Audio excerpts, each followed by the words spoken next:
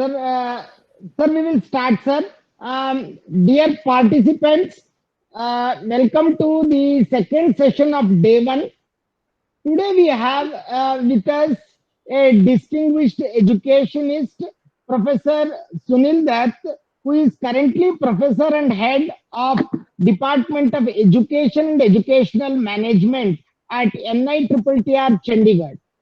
Uh, he holds PhD in education and he has more than 3.5 decades of experience in teaching, research, industry, and many other administrative areas. His areas of specialization include educational technology, research methodology, educational management, and measurement and evaluation. He has taught good number of courses in the related areas, both at undergraduate and postgraduate level.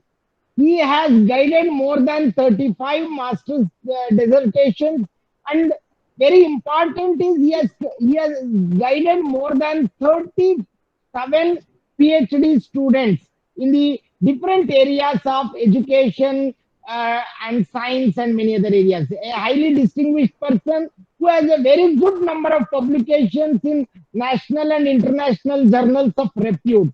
Yes, very important thing. I think many people, if you have not done now also, I think if it is open, you can enroll. He has developed and coordinated a massively online open course on Swayam in the area of development of self-learning materials. I think more than 3,000 to 5,000 people have already enrolled for this course.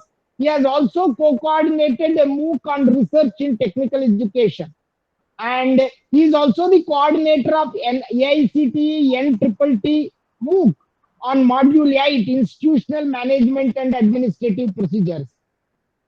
Professor has actually written good number of textbooks with different publishers in the area of productive pedagogies for active learning, then quality management practices in electronics industry in Northern India, then teaching learning, a process approach, educational technology, guidelines for learning, developing learning materials, which is actually published by ISTE Handbook Series.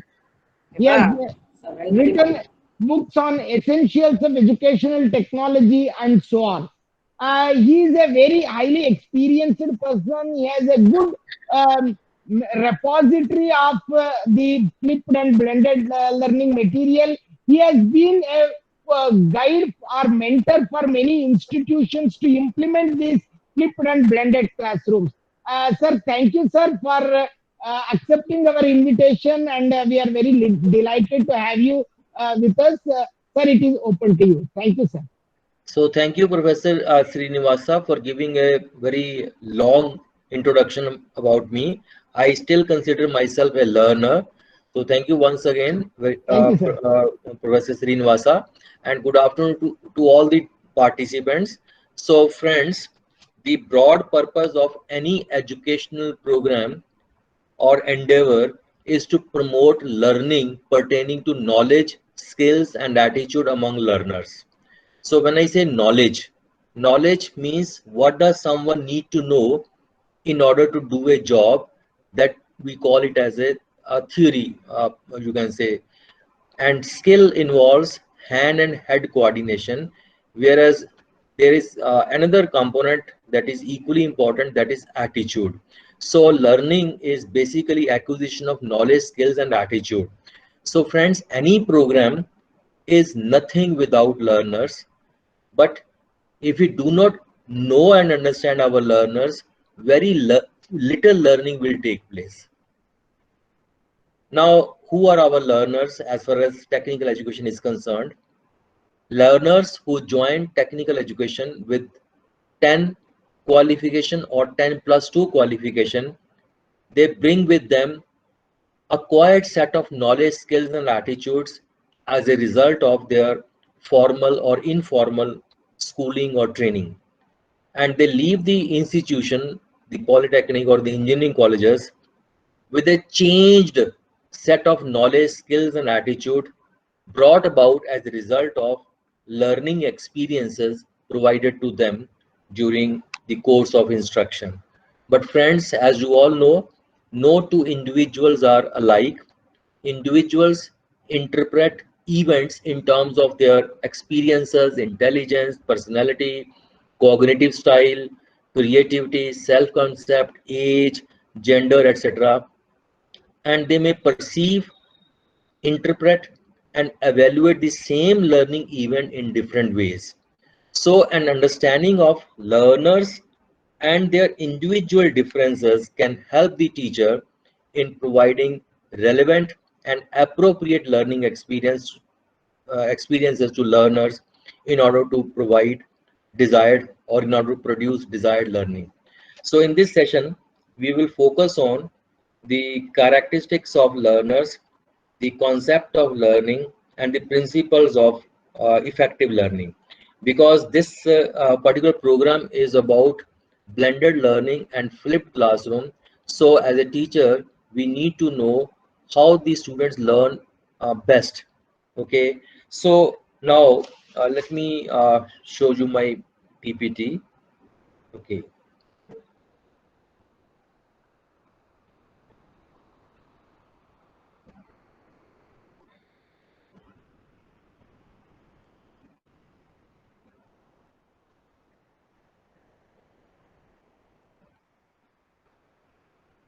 So now the question is, how do I meet the needs of all learners when their needs and talents vary so greatly?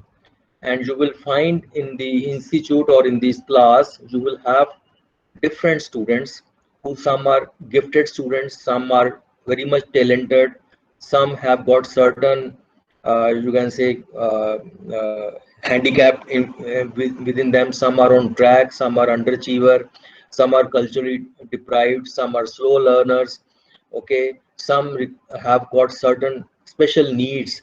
So friends, education is intended to promote the development of caring and responsible person who are prepared to meet the challenges of a complex and changing world.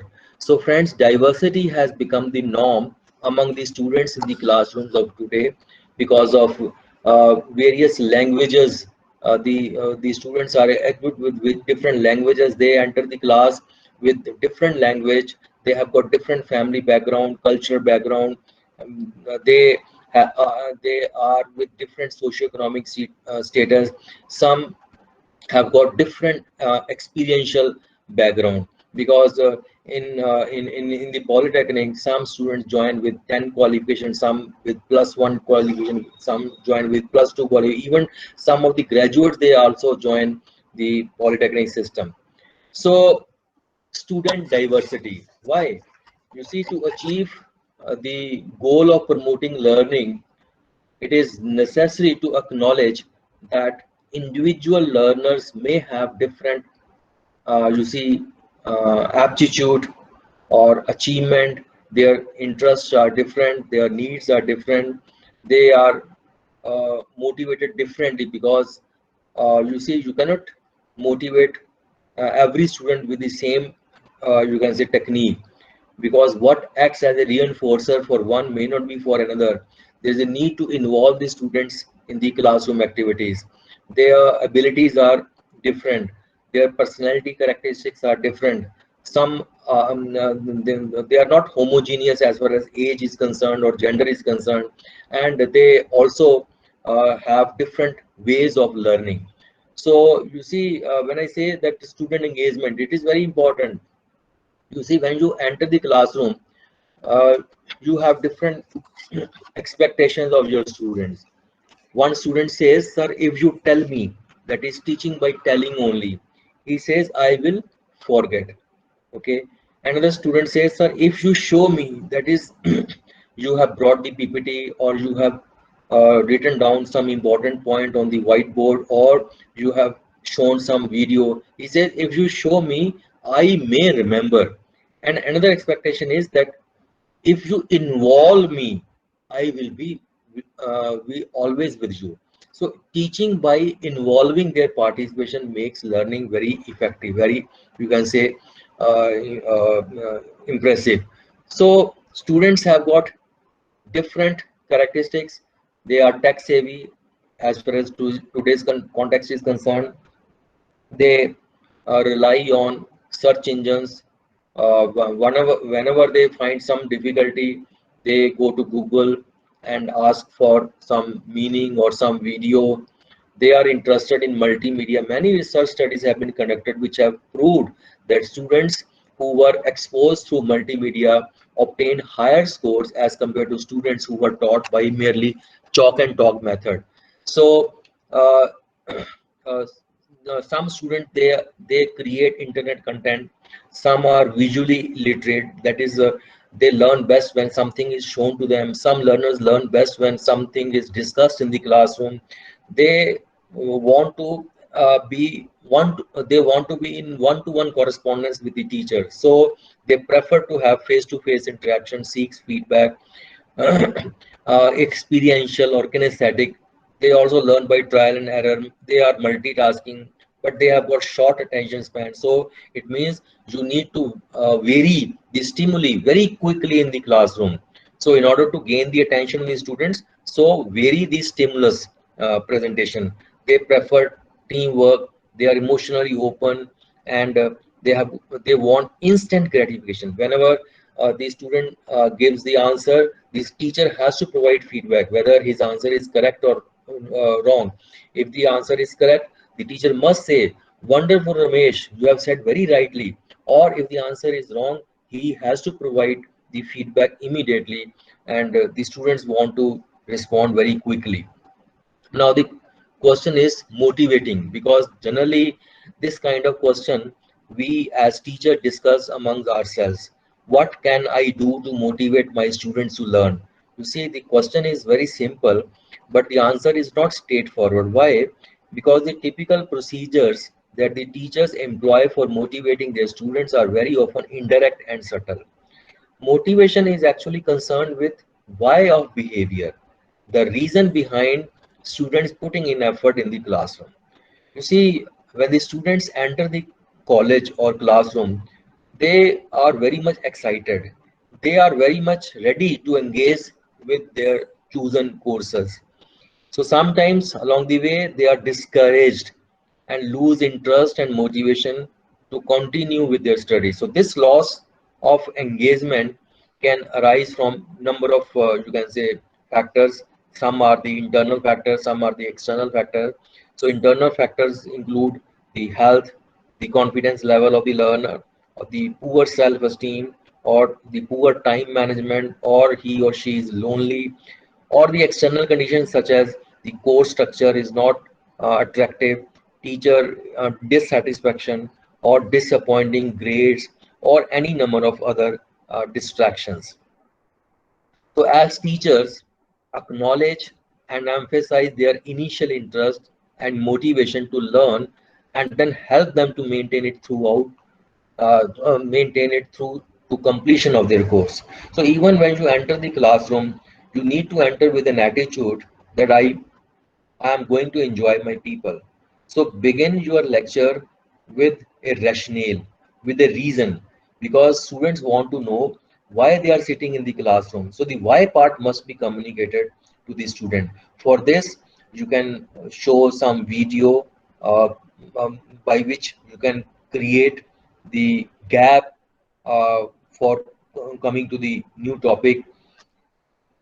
So individuals are motivated by different forces, as I have said, but some essential influences on student motivation are course design that addresses the needs and expectation of students, or the teaching that inspires and rewards commitment and restates the purpose of study, or recognizing student individuality and diversity. This is very important because there are wide individual differences amongst learner in the classroom. You need to provide various opportunities to the students to work with others. So teamwork you have to ensure, and you have to provide timely and informative feedback as a teacher to the students. So timely means that as soon as he says the right answer, you say wonderful, or his answer is wrong, you say the answer is slightly wrong. The answer is this one. Okay, and the learners want to be active rather than sitting as passive learner. So the role of the teacher in today's context is changing from the teacher center to as a facilitator.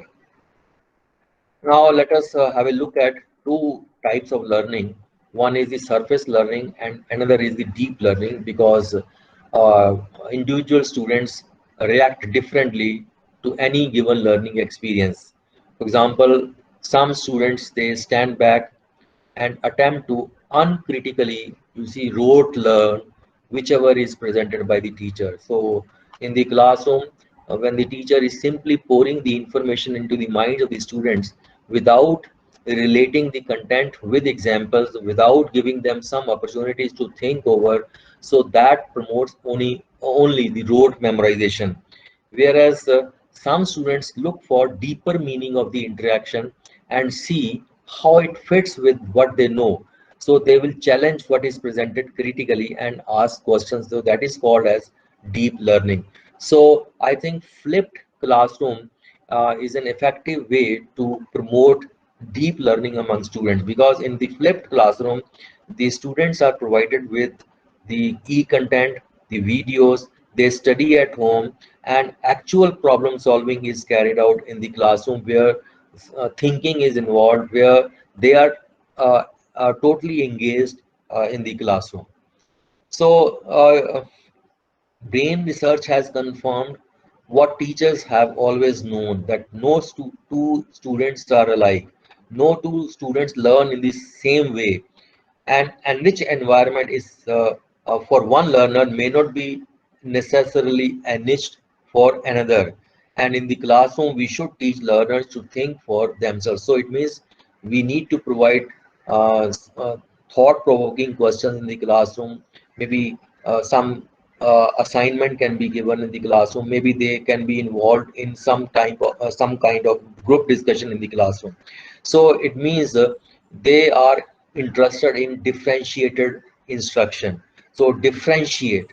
So differentiated instruction, you see, is a teaching philosophy based on the premise that teachers should adapt instruction meeting to the requirement of different types of students.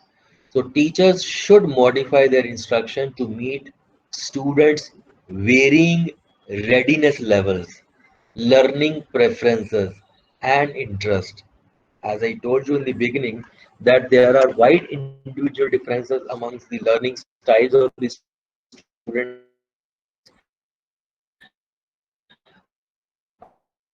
among the different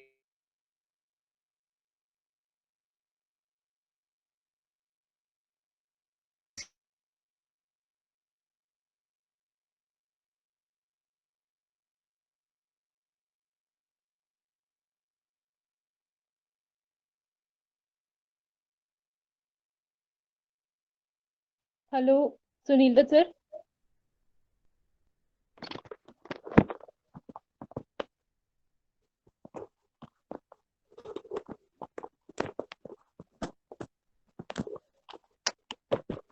Hello. video, the class, you have to provide feedback.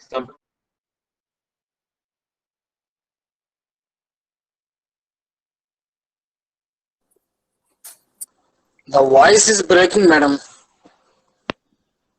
Okay, sir. Voice is not clear. Sir got disconnected actually. Srinivasa sir, if you should I call Sunil Dutt sir or you will call? Hello. So participants, I request you to be a bit patient. We'll get back to you shortly. Okay, madam.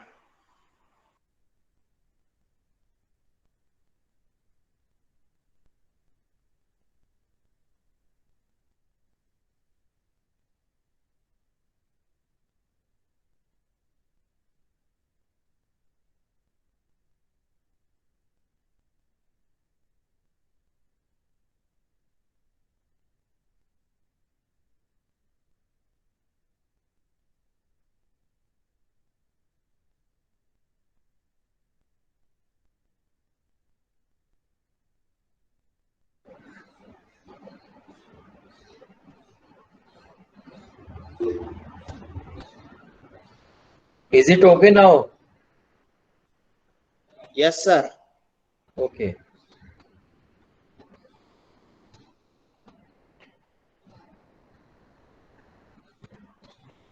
So differentiating instruction is not assigning all students the same activities all of the time. So you need to identify their level, and assignment should be given, or the activity should be given according to their level. For example, a very difficult assignment can be given to a gifted student. A simple assignment can be given to an to a below average student, because once the below average students succeeds in completing a simple assignment, Sir, he please or share she, your screen. हाँ Share your screen, sir. अच्छा दोबारा से करनी है. Okay. हाँ जी sir.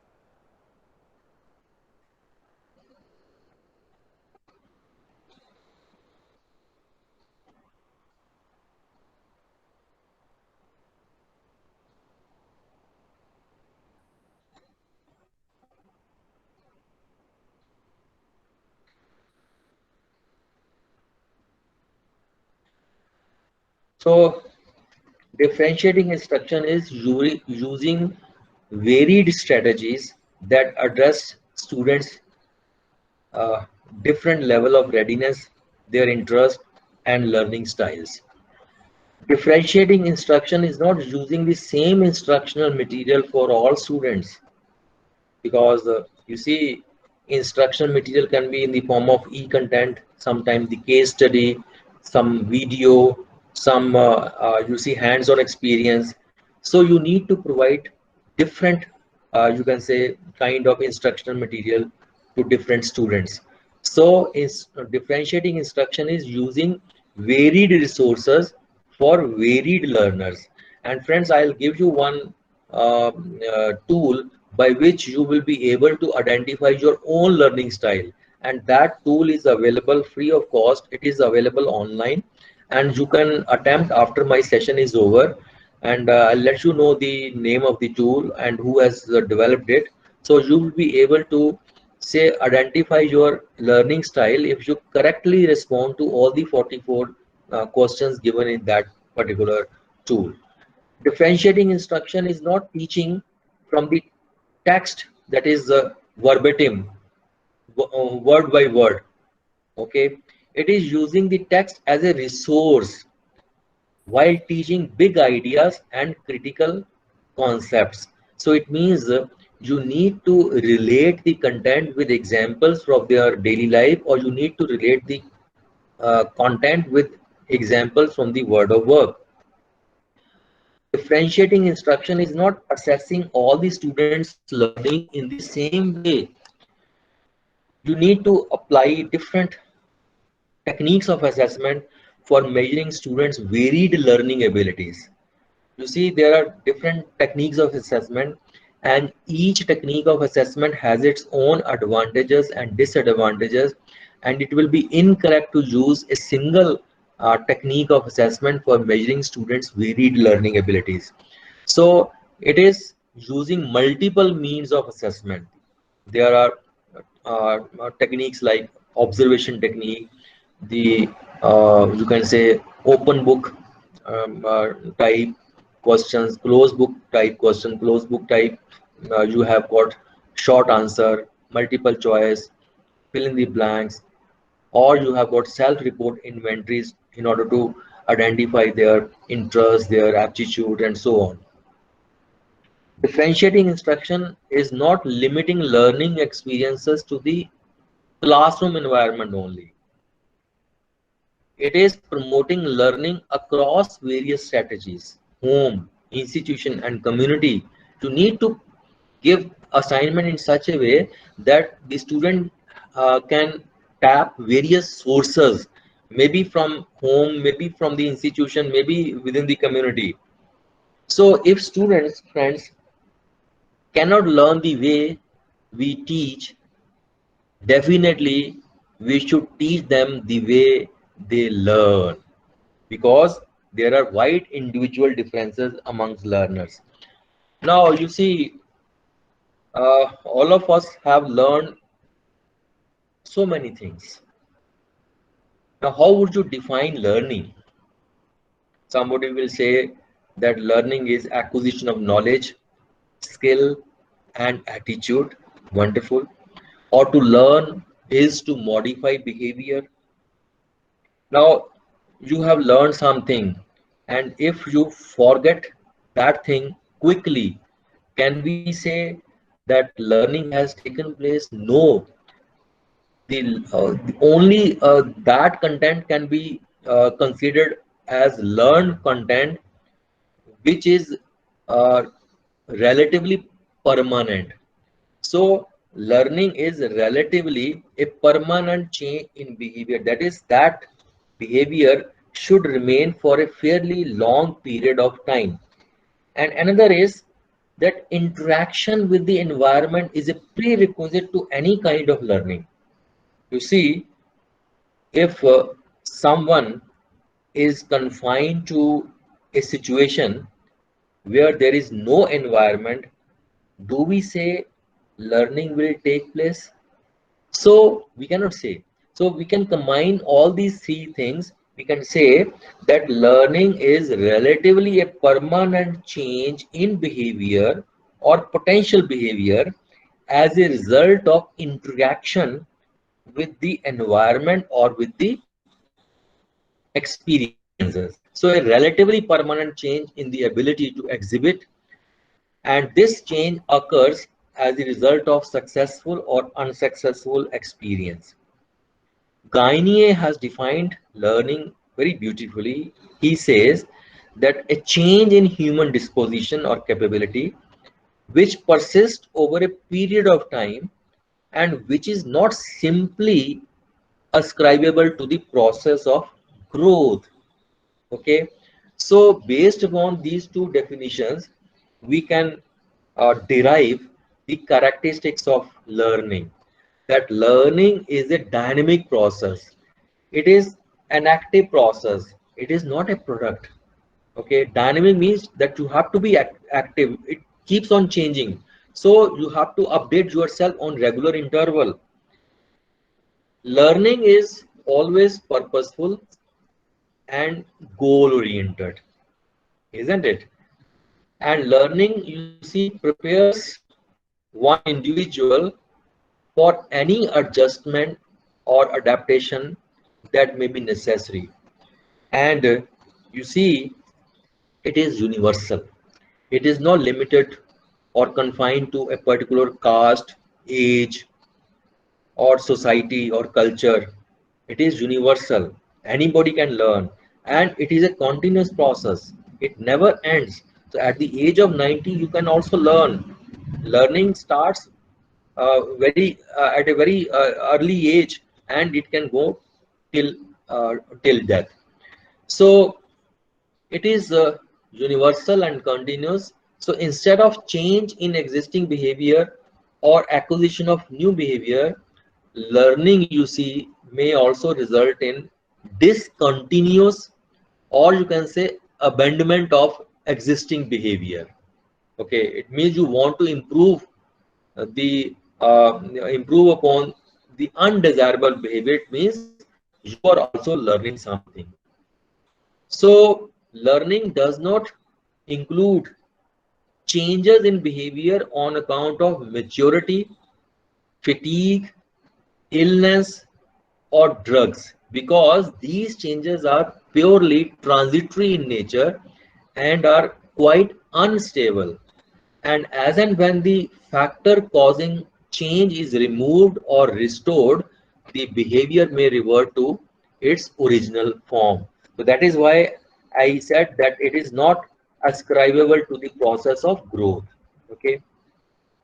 So friends, without learning, the wise becomes foolish, and by learning, the foolish becomes wise.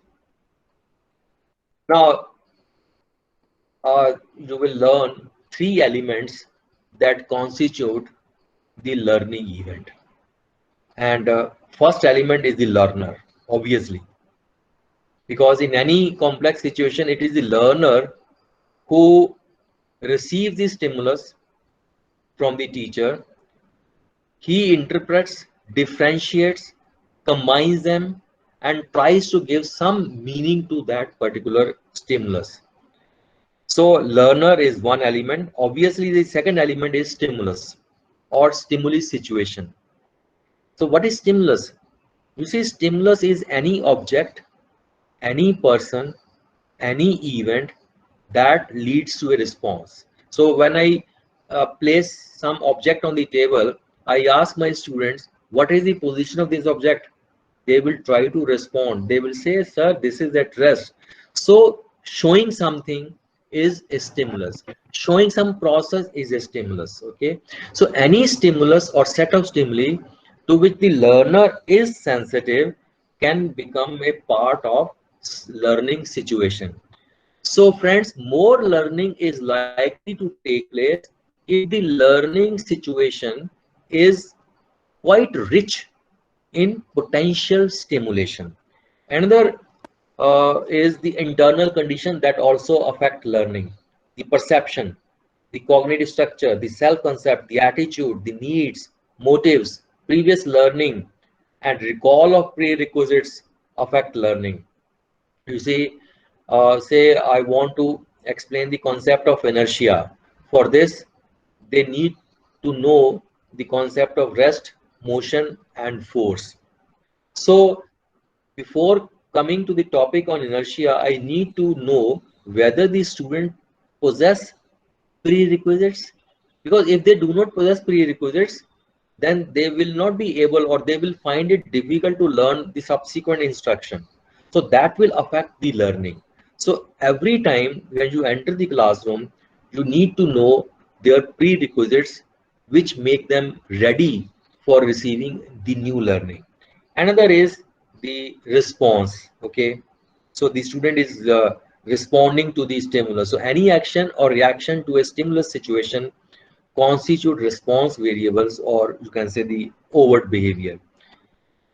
Now let us try to understand the learning process or the stages involved in the learning. Friends, learning begins with the presentation of a stimulus. Either you are giving oral discourse, or you have written something on the board, or you have shown some video. Okay, so learning begins with the presentation of a stimulus. And for the perception of the stimulus, learner firstly needs to be motivated before he pays attention to the particular stimulus. So how you are going to motivate the student at the beginning? By explaining the rationale for learning the new topic. You need not, because many times the teacher begins his instruction by saying, today my topic is this, today I will teach, today I will discuss, today I am going to talk to you about this thing. Students' reaction would be, they say, sir, this is your headache, please go and break your head. It means students want to know why they are learning. So you need to present the content by relating with their daily life experiences, or by creating the gap. Okay, say the topic is inertia. I can begin my topic by placing one object on the table and asking the student, what is the position of this object? Obviously they will say that it is at rest. Another question, I can switch on the fan. They will say that fan is in motion. So this object is at rest, lying on the table. How can I bring it into motion? Definitely they will say that by pushing or by pulling, the object can be put into motion. Wonderful. Now let us assume that you are sitting in a moving bus and the driver suddenly applies brakes. What happened? Because they have already experienced, they will say, sir, we go forward. And what happens when the driver suddenly starts the bus? We go backward. Why are these due to? Now the students are quite motivated, quite curious to know why this is happening. Then you say that these are due to laws of inertia. So today in this session, we will learn laws of inertia. Now you go to board and write the main heading, and on the left hand side of the board you give them the teaching points, or you can say the subheadings, like the inertia of rest, inertia of motion, inertia of direction, the examples, and so on. So for the perception of the stimulus, learner needs to be motivated before he pays attention to the particular stimulus. Now it is possible for the attentive learner to associate. Perception is association, to associate the stimulus with the cognitive structure available to him, and this is called as perception. And any information perceived by the student has to be retained for a longer period of time if it has to be used for solving a problem in a new situation. That is called as transfer of learning. Transfer of learning means when a learner is able to apply whatever he or she has learned in the classroom in a new situation to solve some problem in a new situation. And this becomes possible only when the individual is able to retrieve the relevant information from his memory storage. Okay.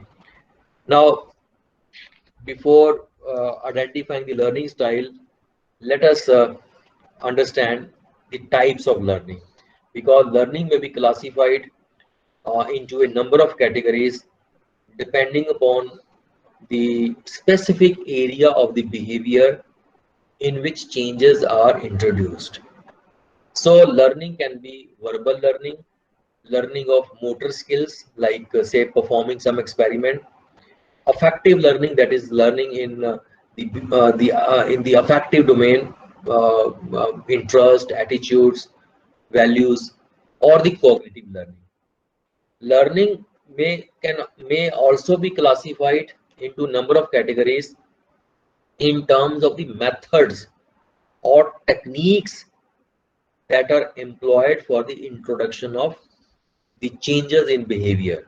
So accordingly, the learning can be trial and error learning, or classical conditioning learning, or operant conditioning learning, or chain learning, shaping, or learning through generalization, learning through discrimination, serial learning, associate learning, insightful learning, and so on, many types. So, but I will give you the basic 5 categories of learning. Intellectual skills. These are the ways a person acquires for interacting with the environment through symbols. And these include multiple discrimination, concept learning. Concept learning may be the concrete learning, concrete concept or the defined concept. Concrete concept is, say, concept of a chair. So concrete means the something, a tangible object. So it is chair is a concrete concept because it has got certain attributes which make it different from other concrete concept. So the student will be able to differentiate between 2 things. One is chair, another is table. He says it is the concept of chair. Defined concept, say motivation, achievement, okay, honesty. These are defined concepts. Rule learning and problem solving. Verbal information, you see, is organized into bodies of meaningful, interconnected facts, generalizations by an individual, and becomes the knowledge possessed by him or her. The cognitive strategies, these are internally organized skills that govern an individual's own learning, remembering, and thinking behavior. Motor skills, which requires hand and head coordination. So these are the learned capabilities that underlie performance, so which requires practice.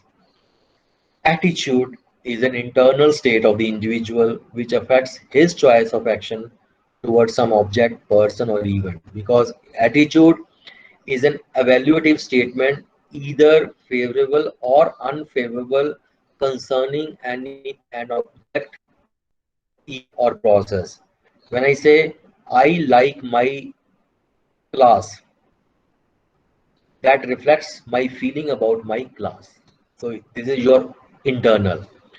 Now let us have a look at the differences between the characteristics of adult learner and youth learners. Okay, so then only you will be able to uh, you see design appropriate teaching strategies suiting to the adult learners, because in our case the student joining the professional college, we consider him or her as an adult learner. So adult learner is generally a problem centered and seek educational solutions to where they are compared to where they want to be in life, whereas youth learners are subject oriented.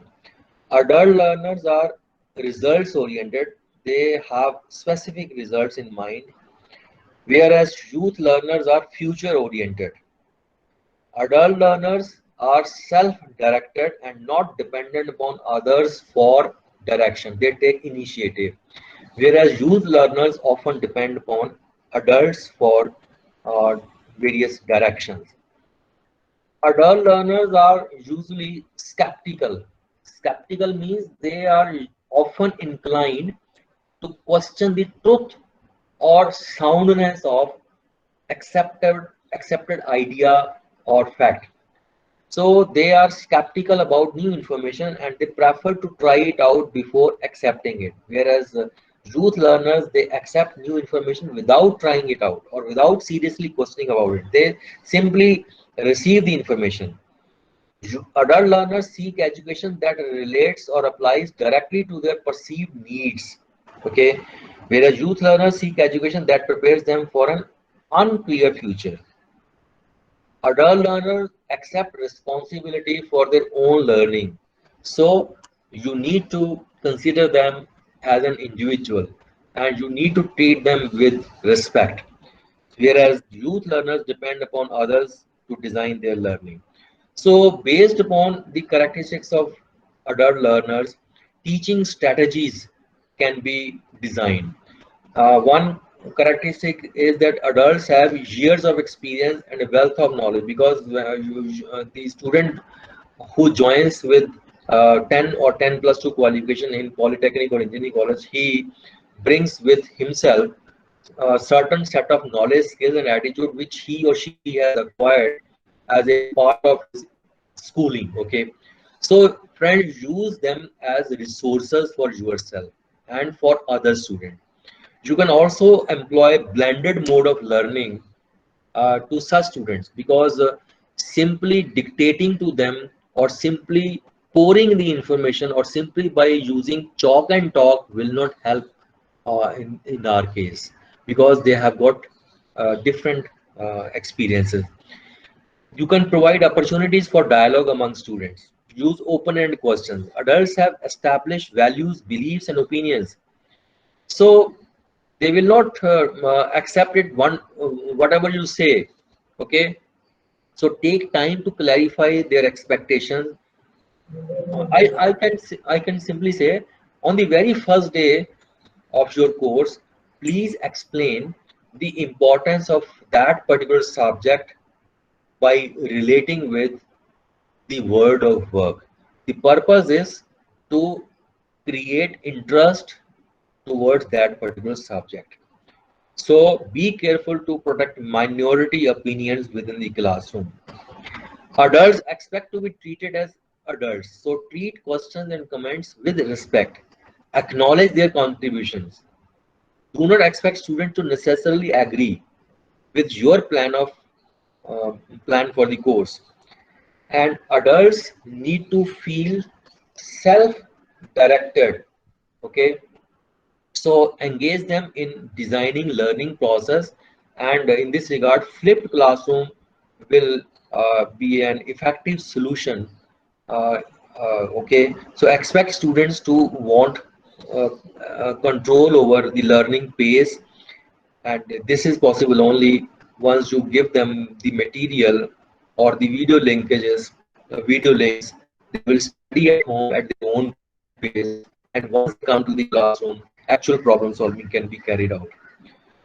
Adults often have a problem-centered approach, So try to relate the knowledge or the skills they have learned with new knowledge or skills. You can employ the participatory techniques like say case study, problem solving group, flipped classroom, and adults need to be less interested in survey types of courses and more interested in straightforward how to do. So focus on theory and orient the course content toward the direct application rather than toward the theory. Adults have increased variation in learning styles. So individual differences among people increase with age. So friends, use a variety of teaching material and method to take into account differences in style, time, types, and pace of learning, and you can use the blended mode of learning. So the key characteristics of a differentiated instruction or classroom is to shift the emphasis from the teacher and instruction focus to the student and learning focus. That is, you need to redefine the role of the teacher and the role of the student. So teacher-centered, you see, is more appropriate when students are less mature, the youth learners, and they have less knowledge about the previous knowledge. Learners center works best when the learners are relatively mature and possess significant related knowledge, or where there is no particular sequencing of material to be learned. So the key to a differentiated classroom is that all students are regularly offered choices and students are matched with tasks compatible with their individual learner profiles. So friends, curriculum should be differentiated in content, the process, as well as the product. Now let me come to the learning style. Okay, so you see there are visual learners who process new information best when it is visually demonstrated or presented. So the teaching strategy could be the graphics, the illustrations, images, or say the demonstration. They prefer to take detailed notes to absorb the information. Auditory learners process information best through listening only, so lecture discussions can be incorporated. There are kinesthetic learners who process new information best by manipulation, that is by moving, doing, touching, that is by actively participating.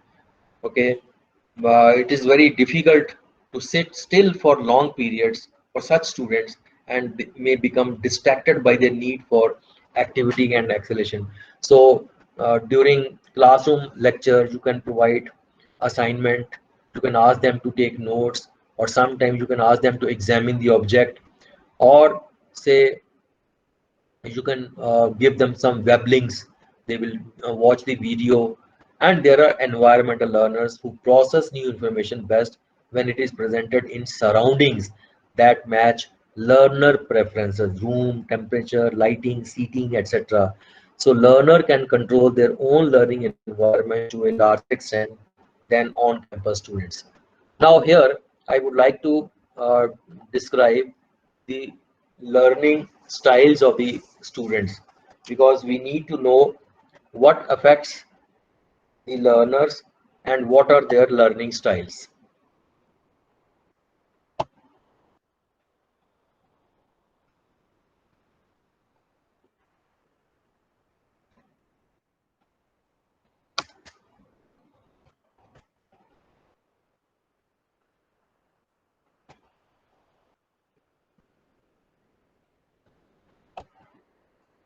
Yes, hang हो गया था. Okay, now learning style.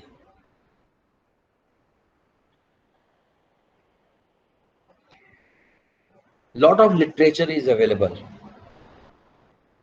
which has verified that each student learns in ways that are different from his or her classmates, peers. So several research studies have demonstrated that learners can identify their own learning styles. When exposed to a teaching style which is in consonant with the ways they believe they learn, students score higher on the test. Fact, knowledge, attitude, and efficiency than do those taught in a manner which are not congruent with their learning style. And secondly, it is more advantageous to teach and test students in their preferred, modalities. So now, what affects the learners?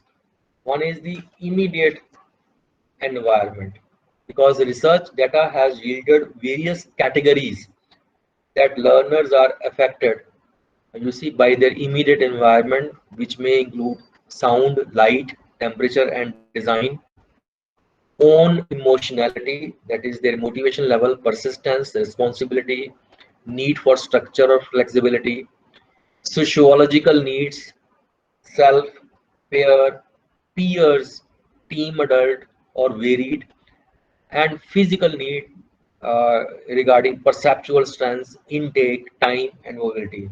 Now, let us quickly have a look at these, you can say, factors which affect learning. Firstly, the immediate environment. You see, some learners can work easily with noise, you might have noticed, while others require complete silence before they can concentrate. So now you can understand how necessary it is to design an instructional environment that includes areas where students that need to may talk, interact, and share, and areas where there may be where they may work alone quietly. Light is a factor, and you will agree with me, that appears to affect some people, some students, than does the sound. Although some students are light sensitive and can tolerate only subdued lighting, and others are light needy and require bright light before they can engage in reading or writing activities comfortably. Another is the temperature. Individual reactions to temperature are unique. Some people can concentrate better when the environment is cool. When it becomes warm, they feel drowsy and cannot function well, and vice versa. Another is the design part. Okay, you see, when you read something or you write something that require effort, do you find that you invariably migrate toward an easy chair or a lounge, a bed or carpeting? So while for others, highly formal, kind of surrounding arouse motivation and creativity. Then comes the own emotionality. Firstly, it is the hidden force, that is the motivation. Okay, so as a teacher, you need to employ different strategies for different learners with different needs, because what acts as a motivator for one may not be for another. Second is the persistence. So when given a task to complete, some students will work at it until it has been completed. So give students their objectives and a time interval in which to complete them with a clear understanding. Responsibility. So in the classroom, you can recognize very well the responsible students and you can appreciate their effort. You can expect that individuals will behave responsibly when they are able to do what they are required to do without the fear of some embarrassment or the failure. Another one is the need for structure or flexibility. So establish rules for working on or completing some assignment. Certain things should be completed in a specific way within a definite time span. So these rules must be for all, no exemption to anybody.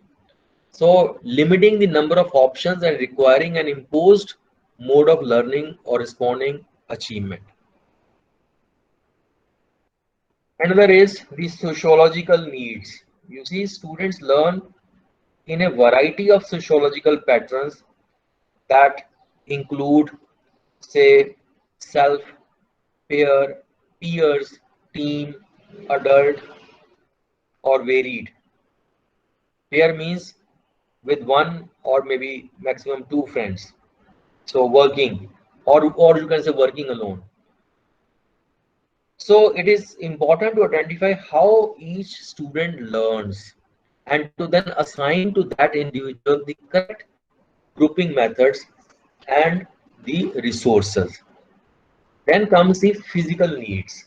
Okay, one is the perceptual sense. If you provide students some opportunity by which they can use their all the five sense organs, they will learn better. So learners learn best when best through different senses or through a combination of two or more senses.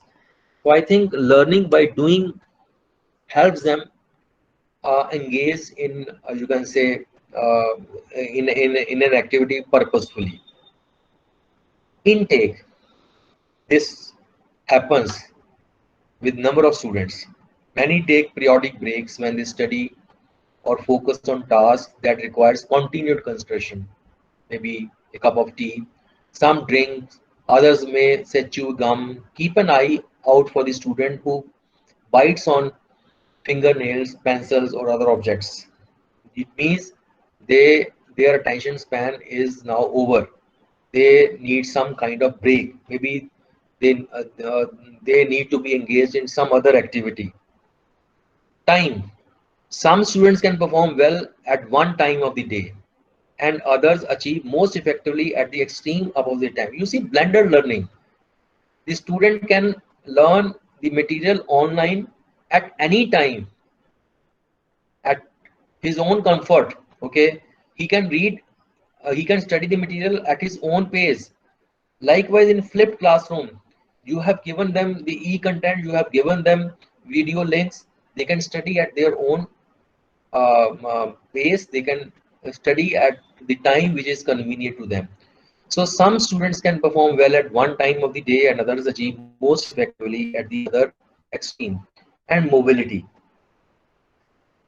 You see, some students need a great deal of mobility in the learning environment and cannot function well unless permitted to vary their posture and location.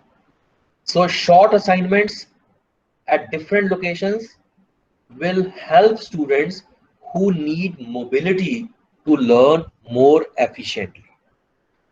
So now I'll give you the reference of this one, the learning style, okay, developed by Felder and Solomon. Friends, this tool is available online and it is free of cost. It contains 44 statements and you have to respond to those 44 statements and you will be able to identify 4 sets of learning styles. Okay. One is the active learner versus reflective learners.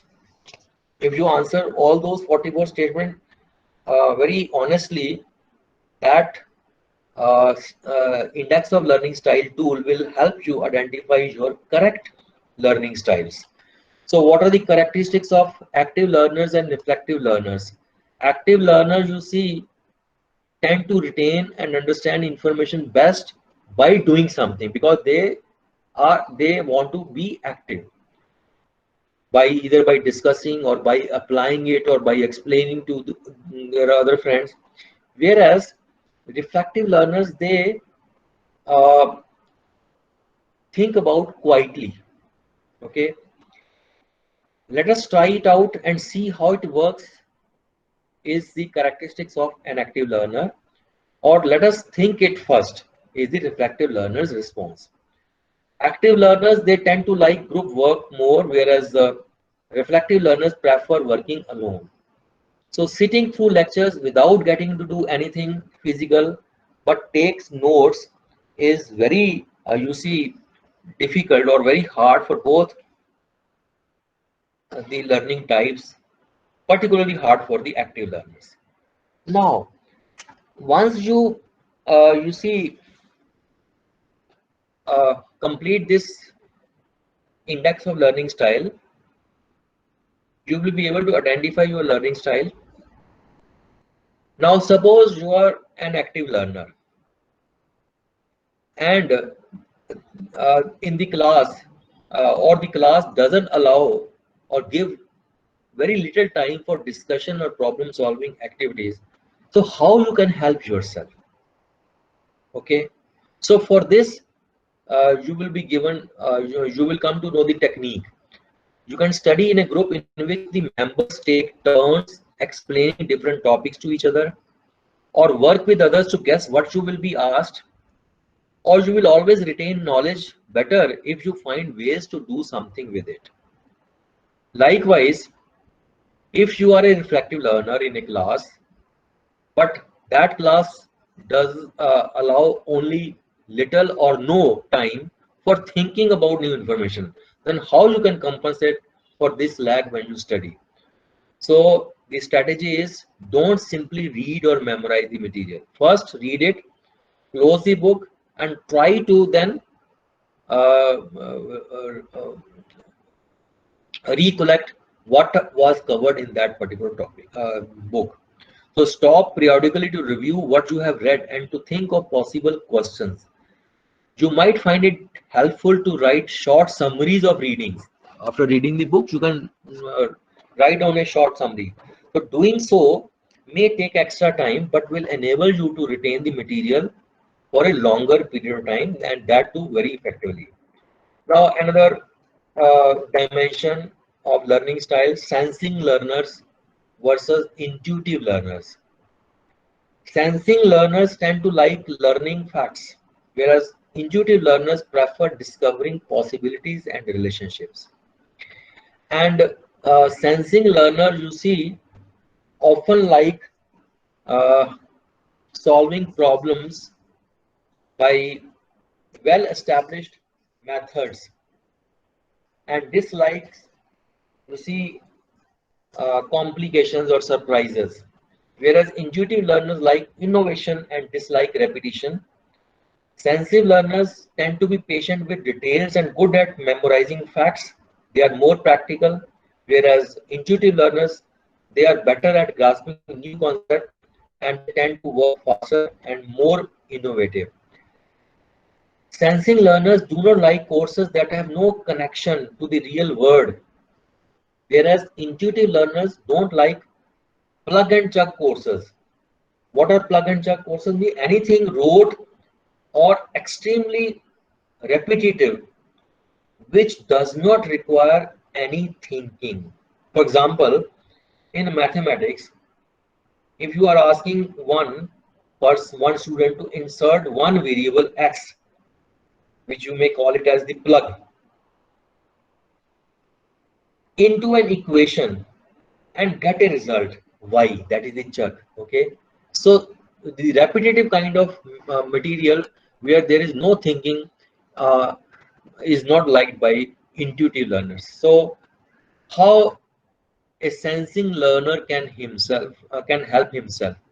Sensors remember and understand information best if they can see and how it connects to the real world. So if you are in a class where most of the material is abstract and theoretical, you may find very difficult, hard. So better you can ask your teacher for specific examples, or if the teacher does not provide enough examples, try to find something from the internet, or you can brainstorm with your friends or classmates. How can intuitive learners help themselves? ask your teacher for interpretation or theories that link the facts. You may also be prone to careless mistakes on tests because you are impatient with details. So better take time to read the entire question before you start answering, and be sure to check your results. Now, another dimension of learning style is visual versus verbal learners.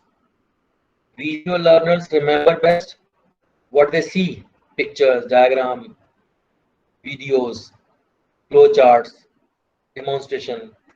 Whereas verbal learners get more out of words, written, spoken explanation. But everyone learns more when information is presented both visually and verbally. This is very important to understand.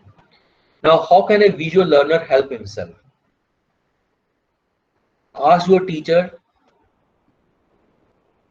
for giving some visual representation. Consult some reference book, or you can go to Google or YouTube and find relevant video. Or another very important technique is you can prepare a concept map by listing key points. That is, after you have understood the concept, you can prepare a concept map. Let me give you an example.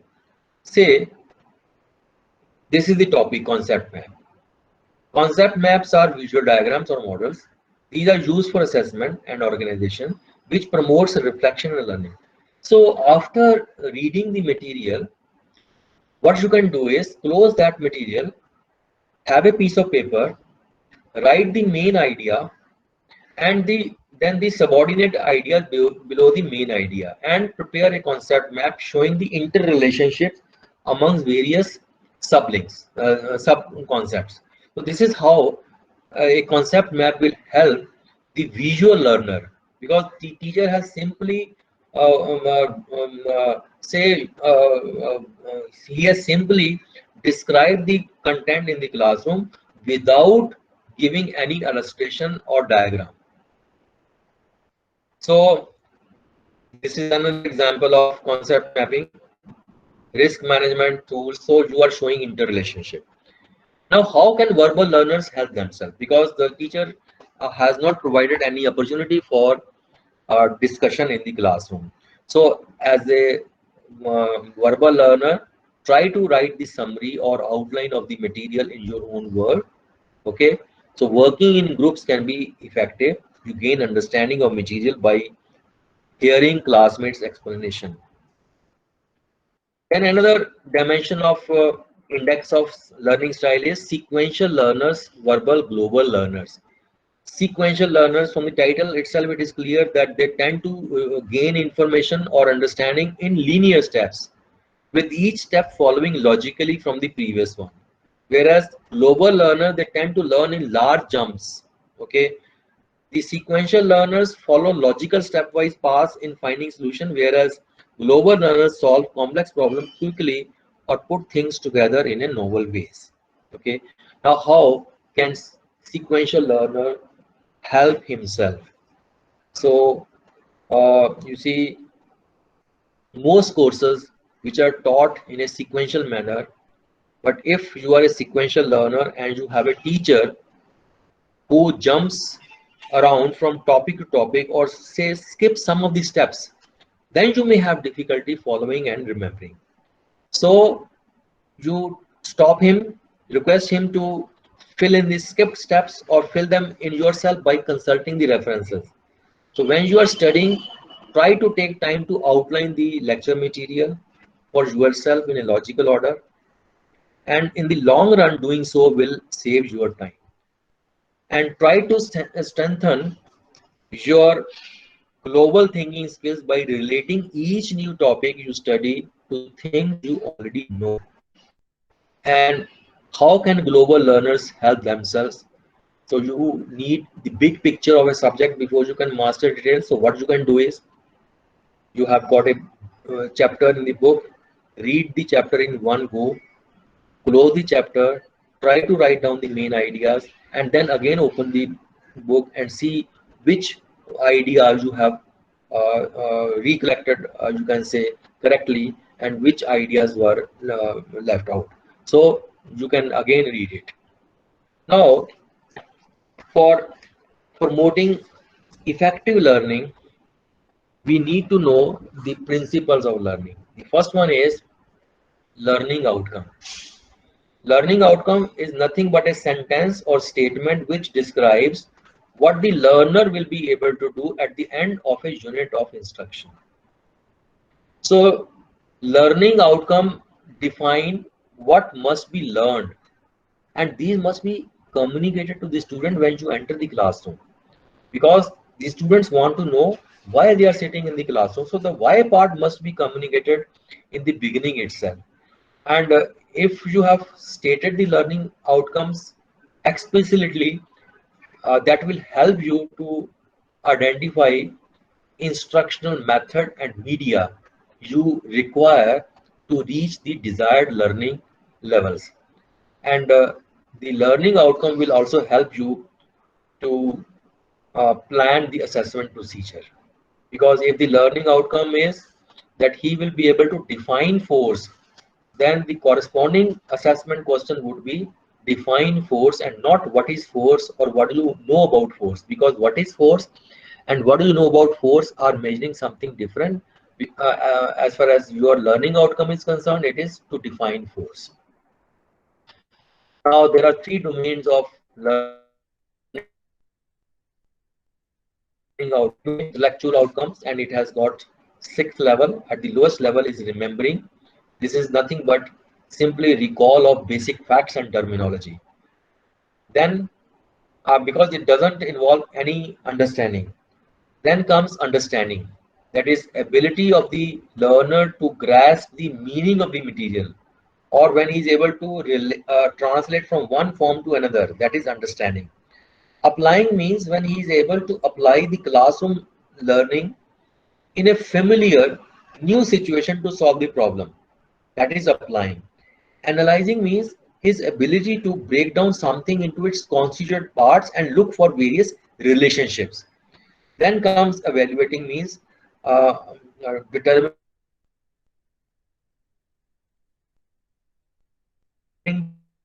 the worth of, say, avoided 4 tools and asking the student to identify the tool which you will employ in this particular problem and explain why. That is, he will give the explanation in support of his selection of a particular tool. Then creating means designing something new, which requires knowledge at the lowest level, understanding, applying, analyzing, evaluating. Only then he will be able to create something new. Then learning outcomes at the affective domain, which refers to attitude, interest, values, feelings, emotion. It has got 5 levels. At the lowest level is receiving, responding, then valuing, organization, characterization. Then psychomotor domain refers to motor skill development, handwriting, drawing, typewriting, operating, performing some experimentation. Again, it has got like 5 levels. At the lowest level is imitation, then comes manipulation, precision, articulation, naturalization. Then another principle is that before going to the classroom, you analyze the task into its constituent elements. So task analysis is nothing but a process of breaking down the complexity of an activity into easier steps. These steps are then presented to the student one by one in the sequence. So process of breaking down or analyzing a task. So let me give you an illustration. Say the topic is, or the job is, job of an engine mechanic. Now these are the 5 duties he has to do: tuning the carburetor, adjusting the tapers, adjusting spark plug gap, changing engine oil, cleaning the spark plug. Now below these you write down the subordinates. Say changing engine oil has got 4 activities: jacking up the car, placing oil container under the sump, removing sump plug, allowing oil to drain away. And then jacking up the car has got further elements: acquiring right kind of jack, positioning the jack, manipulating jack,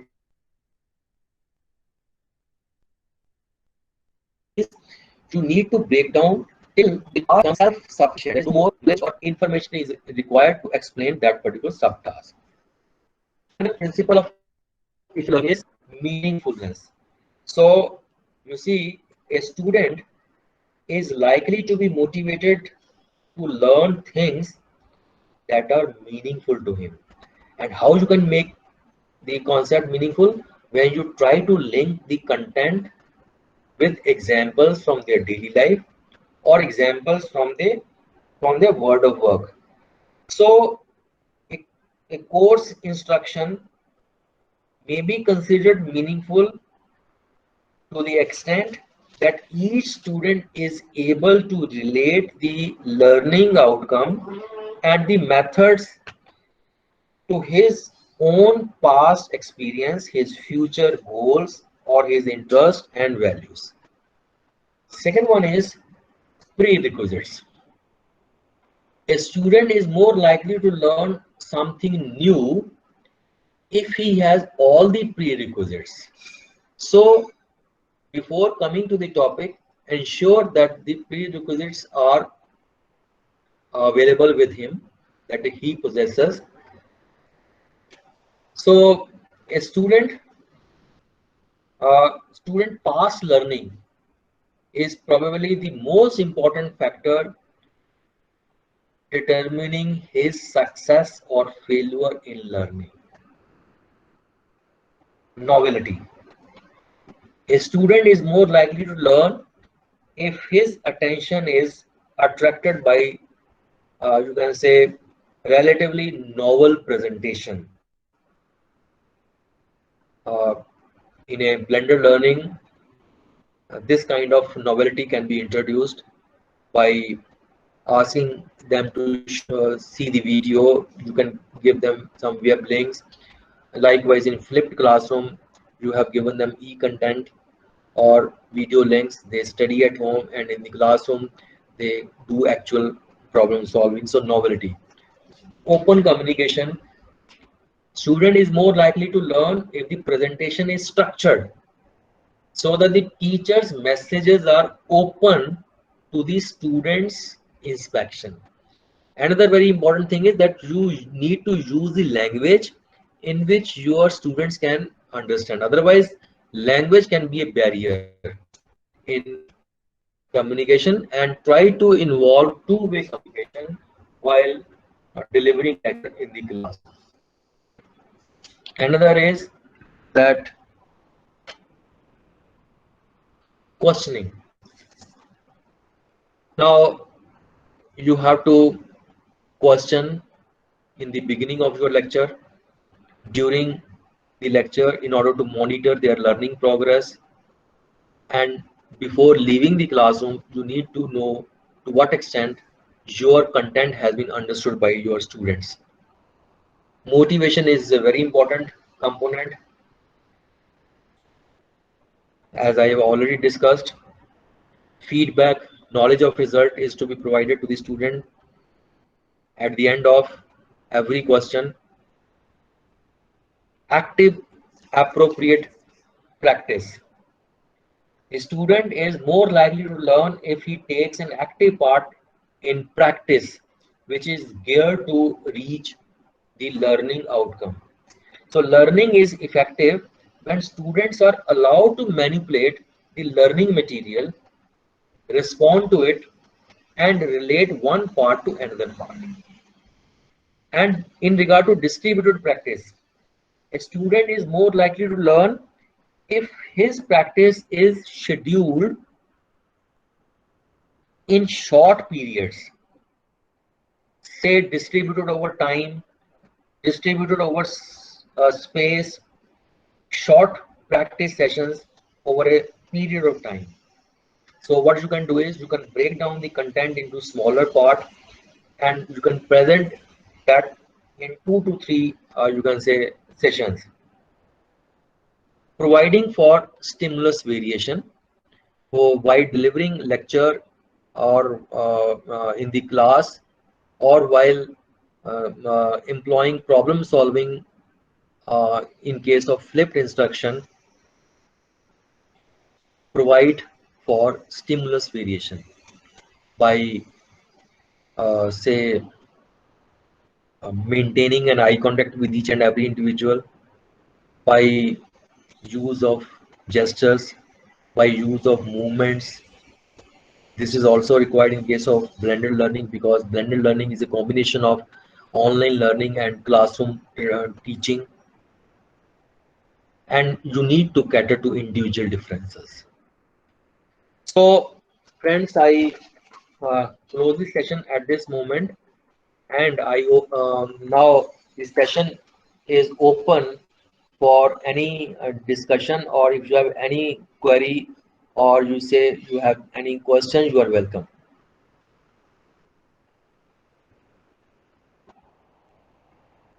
Dear participants, if you have any questions, you can put it on the chat box. Otherwise, you can ask. There are no issues. I think you can also unmute your mic and ask one by one. Or I also request all the participants to go to Google and type Index of Learning Style by Felder and Solomon. There are 44 questions. Please respond to those 44 statements, and you will be able to identify your actual learning style.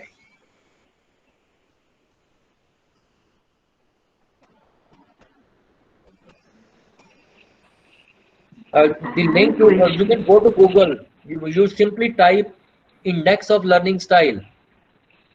Immediately you will have the tool. A questionnaire, sir. A questionnaire will come around. Index of Learning Style. Yeah, a questionnaire will come now, sir. Index of Learning Style questionnaire. Yes, questionnaire. Yeah, I will just send that link. And I also request all the participants to give the link to your students so that they know their learning styles. And once you know their learning style, you need to provide varied learning experiences so that you can meet the requirements of different students. And obviously this blended learning and flipped classroom is going to meet the different needs of the learners.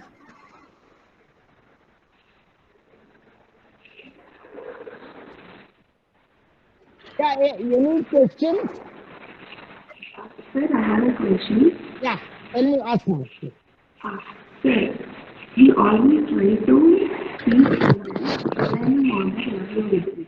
Madam, your voice is not clear. Please, you can write in the chat box. Okay.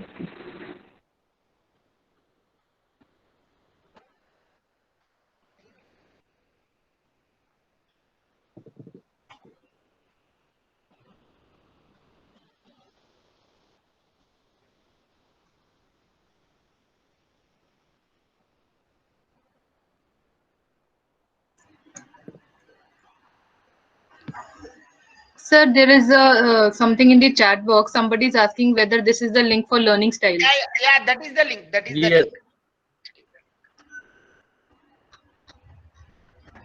So all of them have become busy in putting their questionnaires, sir.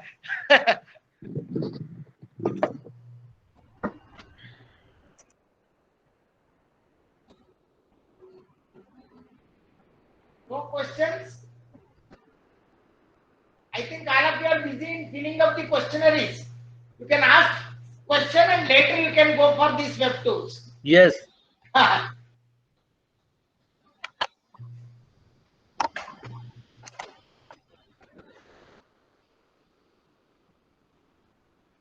I don't, yeah. Sir, there is a question in the chat box by Rupa TR. Teaching? Yes. You said that teaching student based on their ability is fine, but will it be justifiable for evaluation process? You see, you can give them, you should not give them the questionnaire question paper like attempt any 5 out of 8 questions. You need to include variety of test item in one question paper. As I said, that using only long answer question will not prove you can say beneficial to all the students, because some students cannot write very fast. Okay, if your answer is very lengthy, they are not able to write. So better you ask them to write a restricted response essay question. Maybe you can include multiple choice questions. You can also include short answer questions. So include variety of questions. What about Bloom's taxonomy? This will help you in formulating your learning outcomes. This will also help you in identifying your teaching methods and will also help you in writing the test items. So please go through the Bloom taxonomy very well. It's a wonderful taxonomy. It is also useful for, as you have said, for framing question paper. You can map the learning outcomes with the question very well. It is must.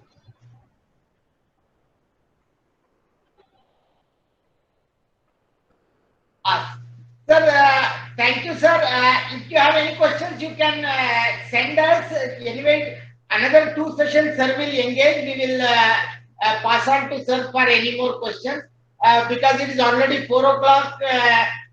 With due respect to time, sir, thank you very much for engaging session, sir. It was very interactive and exciting. Thank you very much. Thank you, sir. Thank you, sir. So, dear participants, tomorrow next session will start.